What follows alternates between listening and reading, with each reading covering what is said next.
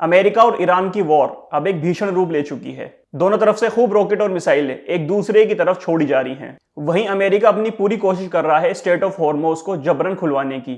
दूसरी तरफ Iran middle east में अमेरिका के कई अड्डों को तहस नहस करके अपनी बात पर अड़ा हुआ है। अमेरिका बार बार ये बात कह रहा है कि उसने ईरान की मिसाइल और ड्रोन्स की कैपेबिलिटी को बहुत कम कर दिया है, लेकिन ऐसे बयानों के बाद ईरान फिर कोई बड़ा हमला अमेरिकी सैन्य अड्डों पर कर देता है और बता देता है दुनिया को कि अमेरिका की बातें कितनी ज्यादा खोखली हो चुकी हैं। दोस्तों, अब लड़ाई सिर्फ मिलिट्री अड्डों पर ही नहीं बल्कि शहरों तक पहुंच गई है।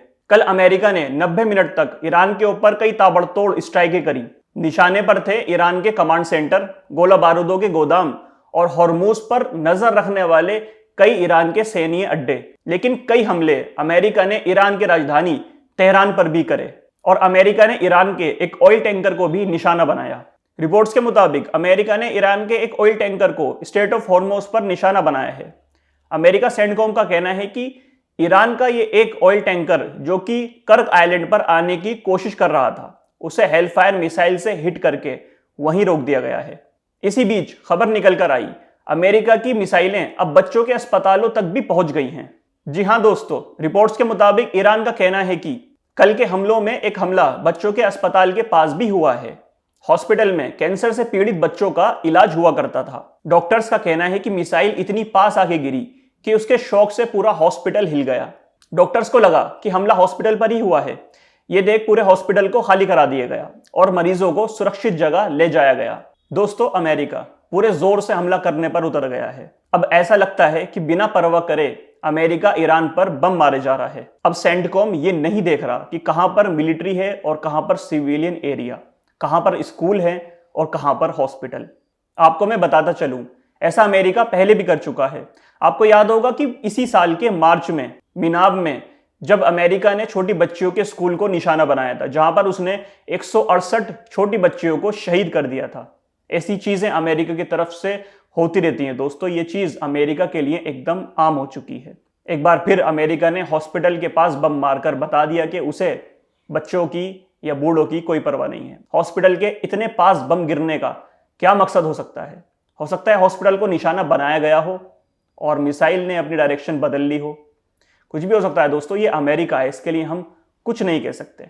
अब अपने पे हमला होता देख ईरान भी कहां चुप रहने वालों में से है। ईरान की तरफ से इब्राहिम जुल्फिकारी, जो कि ईरान की खत्म अल अंबिया के एक मुख्य अधिकारी हैं, उनकी तरफ से एक बयान जारी हुआ है। इब्राहिम जुल्फिकारी ने सीधा ट्रंप से कहा, अगर ट्रंप सोचता है कि ईरान के इंफ्रास्ट्रक्चर को नुकसान पहुंचाकर ईरान को तबाह कर देगा तो ये बात सुन ले।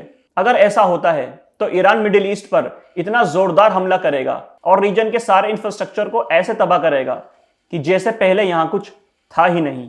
और आगे इब्राहिम जुल्फिकारी का कहना है कि हम स्ट्रेट ऑफ हॉर्मोज में अमेरिका की दखल अंदाजी कभी बर्दाश्त नहीं करेंगे। दोस्तों, ये साफ धमकी है ईरान की अमेरिका को, क्योंकि कल डोनाल्ड ट्रंप ने कहा था कि हम ईरान के इंफ्रास्ट्रक्चर, पावर ग्रिड और ब्रिजेस पर हमला करेंगे।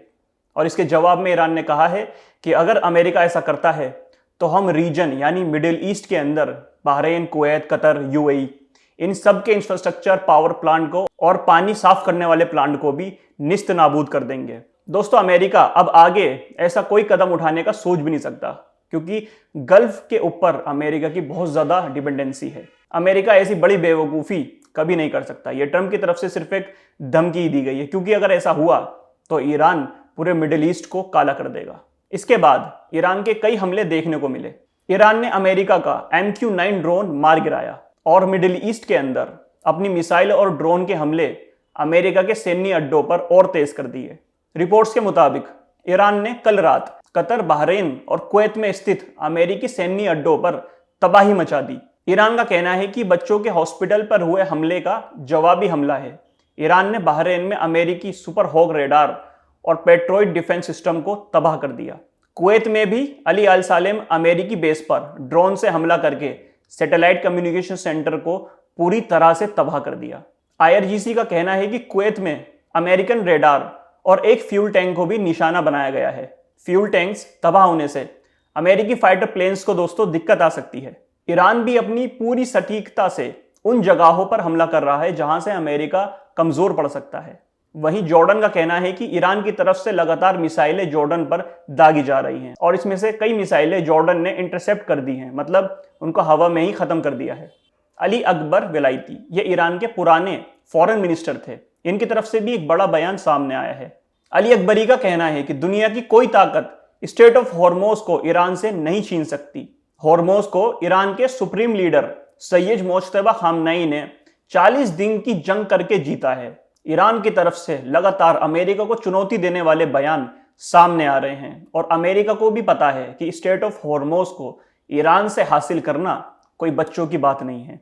अमेरिका भी अपनी पूरी जोर लगा रहा है, लेकिन ईरान हर बार पलटवार करके अमेरिका को पीछे घसीट देता है।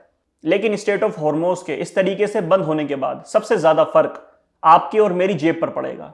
एक बार फिर क्रूड ऑयल के दाम बढ़ गए हैं। कल की रिपोर्ट में मैंने आपको जानकारी दी थी कि एक बैरल क्रूड ऑयल की कीमत $80 पार कर गई है, लेकिन आज वो फिर $5 से बढ़ गया है, यानी अब टोटल $85 पर बैरल पहुंच गया है क्रूड ऑयल। मतलब दोस्तों, कल से लेके आज तक $5 का उछाल हमें देखने को मिला है। जब तक दोस्तों स्टेट ऑफ हॉर्मोज इसी तरीके से बंद रहेगा, प्रतिदिन क्रूड ऑयल के प्राइस बढ़ते ही जाएंगे। अगली खबर है अमेरिका के उपराष्ट्रपति जेडी वेंस की तरफ से। जेडी वेंस ने पॉडकास्टर जोए रोगन के शो में कुछ अहम बातें की। जेडी वेंस का कहना है कि हम ईरान को सही लेकर चल रहे हैं, हालांकि रास्ता बहुत मुश्किल है। ईरान के न्यूक्लियर प्रोग्राम को खत्म करना एक बहुत छोटा मकसद था। अगर पूरी तरह से ईरान के प्रोग्राम को बंद करना है तो उसके लिए एग्रीमेंट ही करना होगा, मतलब कि ईरान से न्यूक्लियर डील ही करनी होगी। साथ में यह भी बताया कि अमेरिका की सेना को ईरान में भेजने का प्लान पूरी तरह से नकार दिया गया है। अब अमेरिका किसी भी देश की राजनीतिक चीजों में दखल नहीं करेगा। दोस्तों, जेडी वेंस को भी अकल आ गई है कि ईरान के साथ जंग करके अमेरिका ने अपने पैर पर ही कुल्हाड़ी मारी है। अब अमेरिका का उपराष्ट्रपति ही ये बातें कर रहा है, तो इसका नतीजा अमेरिका की जनता में साफ दिख सकता है हमें आने वाले कुछ दिनों में। बने रहिए मेरे साथ इसी तरीके की और अपडेट्स में। वीडियो आपको अच्छी लगी हो तो लाइक करिएगा, अपने दोस्तों के साथ शेयर करिएगा और चैनल को सब्सक्राइब करना मत भूलिएगा। मिलता हूं आपसे और नई अपडेट्स में, तब तक के लिए अल्लाह हाफिज।